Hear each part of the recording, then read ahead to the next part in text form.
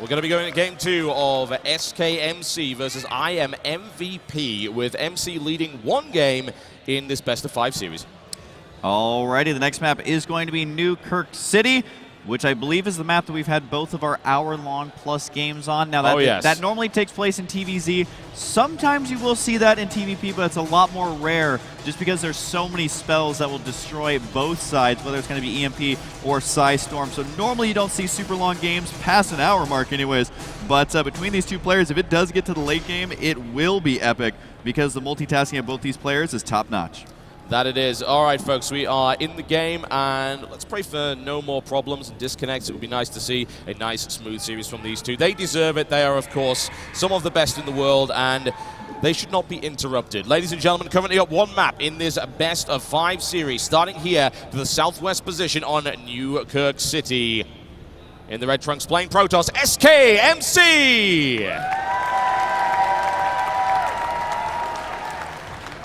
And down at the bottom right side, he definitely deserves a super loud cheer just based purely on how manner he was saying that he would concede the last match if he needed to.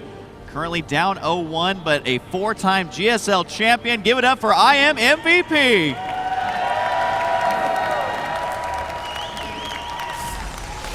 Excellent sportsmanship and professionalism, of course, on display from both of these guys. Veterans and also friends. But we're going to see who goes out on top here and who is going home. The very notion of MC or MVP going out in the second round of a tournament, to me, is just, that is insanity. Even Code S, that doesn't happen that often. Yeah, hardly ever. I mean, especially in the round of 16, that is just absurd. It's one of those things where it's like, oh, you know, MVP, MC, how'd you do? Oh, I got eliminated in the round of 16 by who? Oh, the person who won the tournament is probably what one of the conversations is going to be like, just because, again, they are 2 of the best players here and, you know, able to get right in the round of 16. Now, we were talking a little bit about before about how MVP did slip up a little bit in his previous match, and also in the previous game, obviously, where MC has been looking just a little bit stronger. I love the Stargate opener. I'm curious to see if we see it again. There is double gas, but that doesn't mean it's a Stargate opener. There's a lot of openers you can do here. Yeah, I mean, it could also mean that early Mothership Core Blinks, well, eventually into Blink Stalker aggression, which we have seen, which did in fact take a game from MVP in the MVP vs. Feast series in the round of 32. That's a possibility, but we could very well see Stargate again. There's nothing really stopping him from doing just that. I love Stargate on this map as well, just because it's a relatively safe travel distance across the bottom of your screen there. It is mostly dead space. Now, it does make it a little bit difficult to actually get to the other side of the base, just because of how the map is laid out, and that can be a big issue there, but you can really harass with the Oracles, you can harass with the Phoenix, but also Drops as well can utilize that same dead space here, so we'll just have to wait and see. Also, one thing about this map is securing 4 bases is more easy than on a lot of the other maps, because that 4th base, the one with the destructible rocks right there, actually surprisingly easy to get and secure, because the only way to really get there is a drop or a really tiny ramp. We're seeing an identical build here from MVP, actually. He's going for the reactor first on the barracks after basically building 2 Marines. He then follows that up with this command center. The reactor, of course, will allow him to pump out Marines at a good rate, but he can also then swap it over if he wishes to swap into a lot of Widow Mines, for instance. What we've seen from him so far is that he starts the factory and he seems more willing to drop down maybe 1 or 2 Widow Mines and not go into full-on production with a reactor.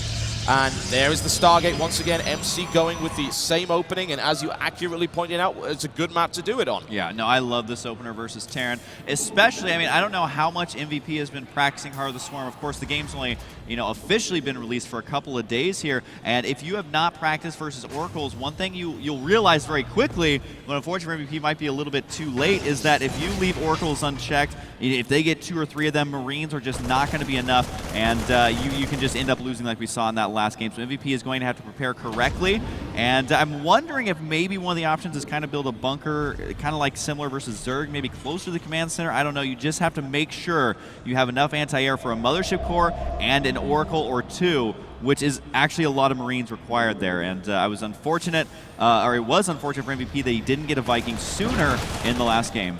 Yeah, there's a nasty combination as well with the Oracle and the Mothership. If you want to engage a lot of Marines, Time Warp can really make that possible. With Stalker support as well as the Mothership core, it can be difficult to deal with. A Widow Mine is an option in the mineral line, but there is a risk that Widow Mines can detonate too close to your SCVs and actually do damage or even kill them in that scenario. And of course, the Missile Turret, a classic, is pretty good at dealing with Oracles since they don't have great range and they don't have a lot of health. Yeah, and the Oracles also cannot attack air, so there are a lot of options. Marine is kind of the weakest option. I do like the use of the Widow Mine here, as we were mentioning, because they burrow very quickly, and again, they don't even need to be directly in your mineral line, just somewhere there where the Oracle may stray. We saw MC flying all over the base with the Oracle and in previous games here, so, you know, those Widow Mines got proved to be very, very effective here. I don't think MC is going to get a free walkover like we saw in the last game, even though we have multiple Oracles. He actually has a third one on the way, a very interesting choice. The Motion Core, though, might actually go down here. And nicely done wow, by MVP. that is a huge, huge loss. And the Marines right there have got to be careful for that Oracle, but might actually be able to kill the Oracle. And that's a big slip up by MC. I would not expect something like that from him. No, certainly not. And he put down the Time Warp as a quick reaction, but MVP had already gotten into a position where he could apply enough fire to that Mothership core. You know, something else I really love here? Getting around the side here with Oracles is going to be a nightmare thanks to these Widow Mine positions. You can get them really close to the edge. You've got to be incredibly careful. And MVP's putting them in a good spot where they should be firing up at the Oracles and not doing any real damage to anything else. And even with 3 Oracles here, I don't know how much damage he's going to be able to do. Yeah, actually focusing on buildings, which is fairly rare. Yeah, I mean, I think at this point he realizes I'm not going to be able to attack the workers. There's just no way, because we do not know where those Widow Mines are. He's not going to risk it. So might as well try and delay some of his buildings there.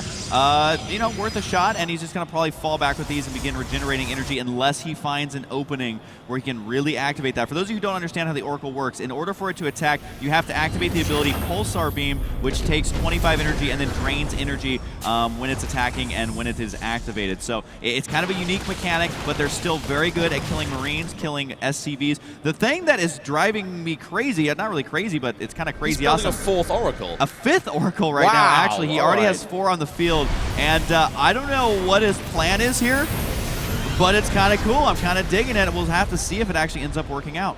A lot of Oracles. I mean, you can snipe buildings with that. The problem is that it takes so much energy to take down a building. Oh, yeah. That's why you use them primarily on workers and small light units. They can also detect Cloak. It is possible, but it takes a ton of energy to do it, which means that's something you're not going to be able to use on your Pulsar Beam. You've got to be very careful with how you choose to do this. It looks like he's going to use Oracles.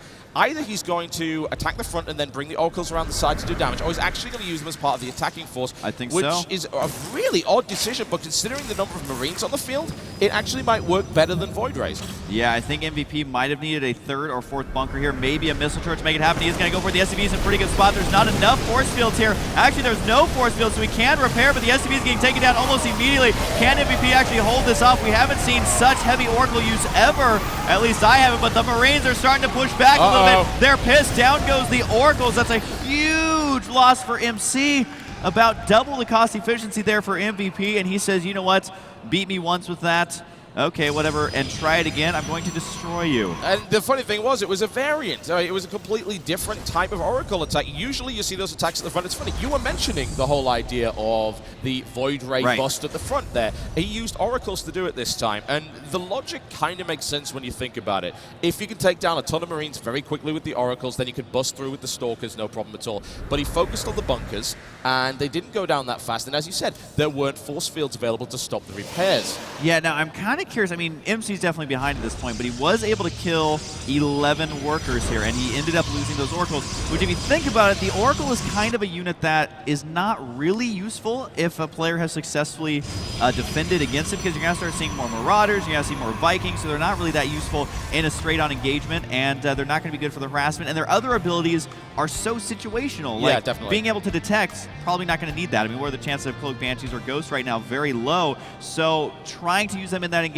I think was a good idea. Losing them might not be as devastating as you might think, but I mean, the kicker is that 10 to 12 minute mark is when Terran player stuff really starts to yeah. roll off the production line, and he could actually just end up losing right here. Yeah, and that reactor's really kicking in for him now. He's got a lot of Marines and the ability to reinforce quite nicely. In comes the harass. Oracle's now moving into the natural expansion. He's going to take down a couple of SCVs and, of course, delay mining. Nice little maneuver there, then dips out. Doesn't go in too far, doesn't get hit by a Widow Mine. Always nice, but here comes the aggression. Right here. He really does. Even with the medevacs here, he needs to delay this push by a matter of seconds if possible. You can see how desperate he is trying to actually get out an Immortal, which usually you would not want an Immortal in your unit composition at this stage, but when you're a little bit behind, you actually need every single unit from you everything can. you've got. Yep, absolutely. Maybe save for a Photon Overcharge. He just now gets enough energy for that. 100 energy on that Nexus. So, like we were saying, delay it by just a couple of seconds can make a big difference. Now, he all of a sudden has a Planetary Fortress essentially at his expansion that he can utilize, and that's going to help him out a great deal. Now, what he does have to watch out for is exactly this.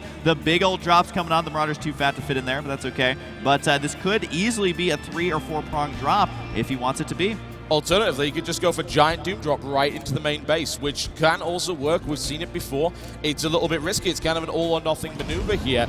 And let's see where he goes. He is heading in the same direction with this. If he plans on splitting them off, he's got to do it sooner rather than later. Otherwise, this is just going to be his entire army going right on top of this. Oh, he's got to be careful. The STARCRAFT were in position. Could focus down the medevacs here with no Phoenix, so he can't hold this off. And well, that's a lot of stuff from MC. I do think that if MVP decides to retreat right now, he's got to be able to do it just fine. There's a time warp. He's got to be careful. The Oracle is going to be joining in as well. If they do get a couple Marine kills here, can MC actually do it? He is down in supply, but making it happen. Can't kill any of the medevacs. He pushes it back. They've managed to escape there relatively unscathed. MC, though, that's a good hold. He could also use the Revelation ability to detect those units. You can see exactly where they're headed, which actually, that'd be a neat little trick. We haven't seen that used before. If you don't know how it works, you basically cast it on a group of units, and you see where they're at on the map for a whole minute. Is that right? I think it's like 60 seconds. Yeah, it is about 60 seconds. It's really quite useful for keeping track of things like medevacs. However, what we're going to say is that engagement was way more efficient for MVP than it was for MC. Right. And, oh no, that's going to be an upgrade cancelled as well. Second Forge is going to take fire too.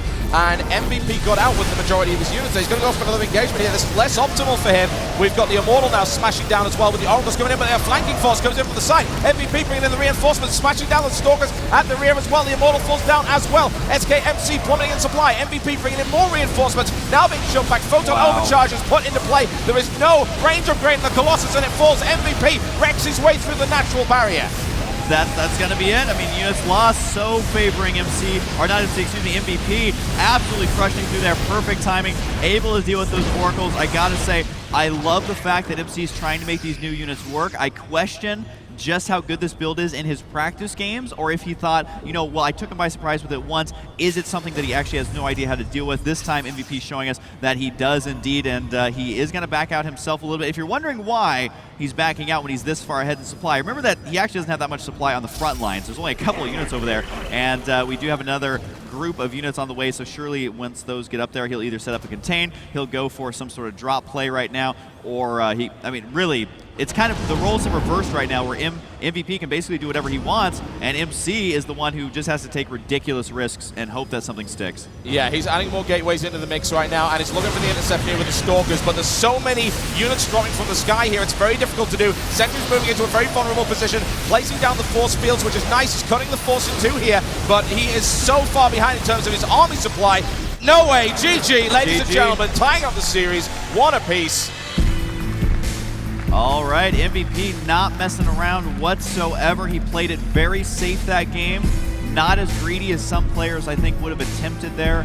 And I think as soon as you notice there's a Stargate versus Protoss, you just have to play defensive. If you move out in any way, you are going to get completely owned. Now, that doesn't mean you can't move out later. Doesn't mean that you can't go for drops in just a little bit, but you have to be patient. You have to wait to see, are there going to be Oracles? Can I deal with them? Do I have enough units? Because if MVP would have moved out, those Oracles would have killed everything. And that's the main thing Terran players have to realize in this matchup for Heart of the Swarm. Yeah, especially with that many as well. You might think, oh, well, Widow Mines will hold it, right? Right. Yeah, against 1 or 2 maybe. Against 5, that means what you've got is a larger energy pool that allows you to pop that stealth detection ability. Yep. You can see where they are. There was only a few, and as a direct result, you can end up just absolutely destroying the main base, ravaging the mineral line, even taking down buildings here and there. Really nicely done by MVP. Stellar engagements across the board. Exceptional efficiency as well. Big Doom Drop looked risky, but he had an idea of what kind of force he was facing. He was able to get in there, establish his position before MC could respond to it. So he got the best end of the engagement, and he was right next to a nice dead zone of air that he could just evacuate and get the hell out of there. All right, well, we had predicted this was going to be quite the series, and indeed it is going to be. Now down to a best of 3 as these two players are all tied up. And when we come back from this quick break, we're going to find out who can just be 1 game away from advancing and 1 game away from heading on home. Don't go anywhere. We'll be right back.